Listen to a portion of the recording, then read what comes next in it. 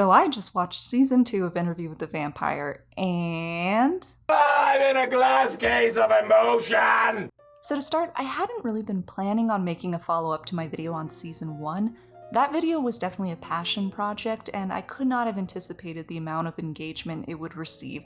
So I want to say how grateful I am to everyone for their feedback and support. With season 2 of Interview with the Vampire having recently finished, however, I had been receiving some comments asking if I would do one on the latest season. I think I had initially never planned on doing one because I felt like whatever came after season 1, I had sort of expended all of the emotion I felt surrounding the lead up to and viewing of the first season. Like I said in my first video, this is a franchise I have a deep love for, even though it did not have a great track record with adaptations. So to suddenly have a high-profile prestige adaptation that was both incredibly faithful and took a lot of creative liberties, well, it was a lot. I don't think I'm alone in this feeling, as the series has been the source of a lot of discourse for new and old fans alike, and I pretty much felt like I had already played my small part in that discourse. And then... September 8, 1973. It was 11:07 here. So yeah, season 2 came out and it was amazing. Everything that had been set up in season 1 had paid off, the world building was wonderful, new characters were all played incredibly and felt so well integrated into this adaptation's universe, and Asad Zaman as Armand. Yeah, just that. The name! Unuttered in our home for 23 years, said over and over again until it was pounding in my brain like a hammer. So before I get into gushing about the second season, I want to say this is not a complete denouncement of the opinions I expressed in my first video. While some of my opinions have certainly changed after season 2, there are still some themes that I really loved about the original novel that the series just does not seem as interested in exploring in this adaptation.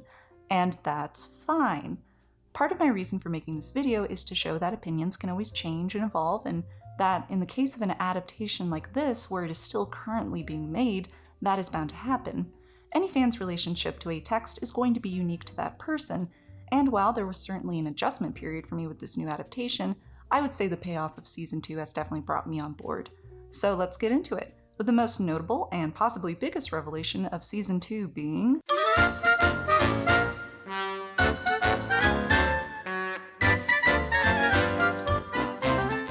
So it's safe to say the majority of criticism I received on my video for season 1 pertained to my dislike of Lestat's characterization and the fight between him and Louis in episode 5. A lot of these critiques were really well-informed and eye-opening and made me much more aware of how we can all have different expectations for what a character should be like given our own unique relationship to the text. In my case, I still find Lestat's season 1 actions pretty shocking for a character that, yes, while violent and evil, just was never explicitly written to have done something so extreme in the books, and was therefore just not an aspect I considered in keeping with the character in my original headcanon. And look, if season 1 Lestat aligned perfectly with your own imagining of the character, that's awesome. Sam Reid is crushing it. Emmy, please! I also think some viewers misconstrued my initial confliction over the scene as just not being able to handle scenes that make me uncomfortable. That is not the case at all. I just thought it was a creative choice that alienated me a little too much from the character and made me wonder what exactly this adaptation was going for with this iteration of Lestat. Going into season 2, I really wondered how this scene would be addressed and how the series would do the incredibly difficult tightrope walk of going about it. Would they retcon it? Would it never be brought up again? Ultimately, the sequence anchors the entirety of the trial in season 2, where Lestat's account of events from season 1 provide a recontextualization that is just so well done, particularly in how ultimately it does keep the fight scene more or less the same from season 1. This is something I really appreciate the show for doing, instead of retconning the whole scene, something the Theatre de Vampires were trying to do in-universe during the trial. On the one hand, retconning would certainly put Lestat back in the good graces of viewers who thought what he did was a step too far and out of character. But on the other hand, it could risk the audience feeling emotionally manipulated for nothing, with Louis falling into the problematic characterization of trauma survivors, being seen as liars or unreliable in their account of events, or just having their minds wiped by fabulously dressed, needy vampires. Louis clearly has a type. But damn, did they pull it off! Not only did it keep with the narrative's establishment of Louis as an unreliable narrator by recontextualizing some important scenes from Season 1, but it did not absolve Lestat of his actions.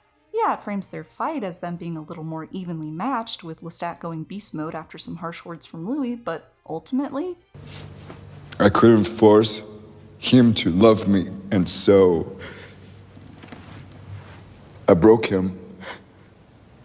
And sure, for all we know, Lestat's account of events could be just as biased as Louis', but one of the big themes of the show is, as they say, the odyssey of recollection, and how any kind of absolute truth within a narrative is never going to be found when faced with so many differing subjective accounts. By this point, we've learnt that who tells the story is often more important than how the story's being told. So hats off to you writers Hannah Moscovich, Kevin Hanna, and Roland Jones.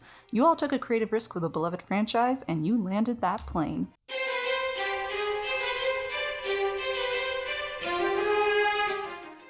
So with the majority of Season 2 taking place in the Paris timeline of the first book, I was really excited to see Armand take center stage and how his relationship with Louis would develop, particularly given how these initial interactions were being framed by them in the present as a couple who had been together for 80 years. First off, Asad Zaman was amazing as Armand. I know at this point it probably sounds like I can only gush about every single cast member in the show, but Asad just embodied Armand in a way that made me feel like I was seeing the character as described in the books for the first time. Don't get me wrong, Antonio Banderas is a lot of fun to watch in the film, and I particularly enjoy some of his line deliveries. You know how few vampires have the stamina for immortality. But Zaman just captured the fragility and sadness of the character while balancing it with his manipulative and cruel side. Say what you will about Lestat, what you see is what you get, and this season was a good reminder of why Armand, tragic as he is also... She's the one! Asad and Jacob have really great chemistry. At this point, I think it's safe to say the whole cast does. Their courtship scenes in Paris offer a nice counterpoint to the scenes from a marriage hellscape that was Lestat and Louis' relationship in Season 1. Also, I really love how they really are just that couple in the present-day Dubai scenes. I will... Please. No. Please. But as we see in the flashback to San Francisco, all was not as it seemed with the lover's paradise that Louis and Armand have been presenting to Daniel, as they let it all out in their epic fight from my favorite episode of the season.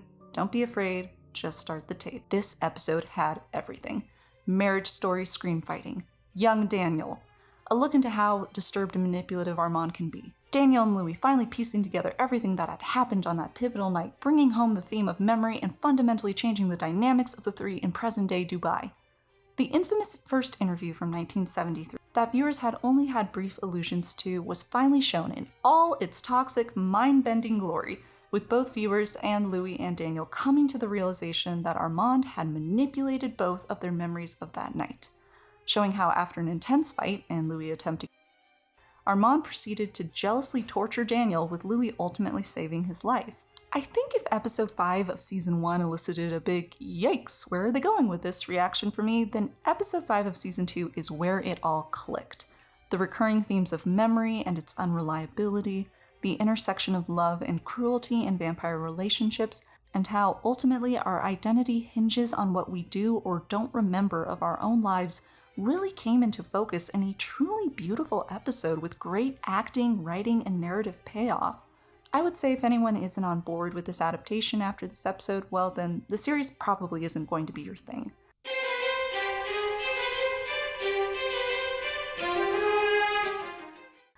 Like season 1, I think the show is really great at integrating the new time period and setting into the story. It was really interesting to watch Louis and Claudia navigate a post-war Paris rather than a Belle Epoque one, with the themes of discrimination as it pertains to race and sexuality still being acknowledged and explored.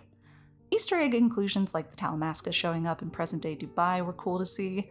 Eric Bogosian continues to be a highlight. Encore stage. Lestat de lit encore. Should have seen that coming. Did not see that one coming. We finally get to see flashbacks from the vampire Lestat! Excuse me. What? Seeing Armand's coven and the Theater of Vampires was great, and wow, do some of these moments bring me back to high school drama. The show has more time to flesh out the power dynamics within the Coven, and it's heartbreaking to see Claudia so excited to find a sense of community, knowing where it all leads to. Speaking of Claudia, Delaney Hales was great.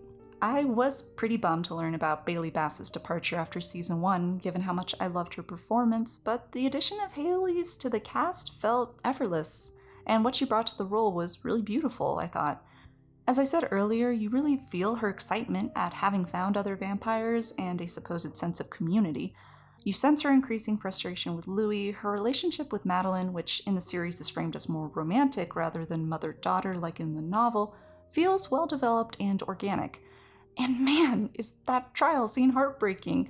While I still think Claudia in the novel is an inherently more tragic character just due to her inability to live her vampire life more fully, being trapped as a 5-year-old forever, Bass and Hales were both heartbreaking and great in the series, and given the personal connection the character has for author Anne Rice, well, her death in any version can never not break your heart. So while I still really love season 2 and am excited to see where this adaptation goes, there are still aspects I really love about the original novel that I think the series just isn't interested in exploring, at least as of yet. That mainly being on the moral conflict of the vampires as feeling creatures who recognize their own evil, yet still don't even understand what that means. Louis' existential quest for meaning and desire to understand his own nature is a pivotal theme in the first book, and I just don't really get that character conflict from this version. Like I've said, different adaptations choose what themes to pull from, and that's totally fine, but when some of my favorite moments from both the book and film adaptation are these really deep philosophical conversations with Louis and Armand on the nature of evil and good, well, it's a little sad to see them play out as background noise in an episode. It was also a little shocking to see how glossed over Madeline's transformation was by Louis, since this was such a moral event horizon for Louis in the book, and here, he just kind of feels a little numb afterwards. And this could very well be a case of me missing something here, because I get the sense that the show is still going for the original characterization of Louis being more in touch with his humanity than is normal for a vampire. Ultimately, TV series Louis is just on a very different trajectory than book Louis, which makes sense given this is an adaptation that can now be informed by multiple books and an entire universe that Rice created. That's fine, because what the show and the actors have been doing is phenomenal. For me personally, I just wish some of the themes that Rice explored, at least in the first novel, were grappled with a little more in this version. But who knows what we'll get in season 3 as we pivot to Lestat's story.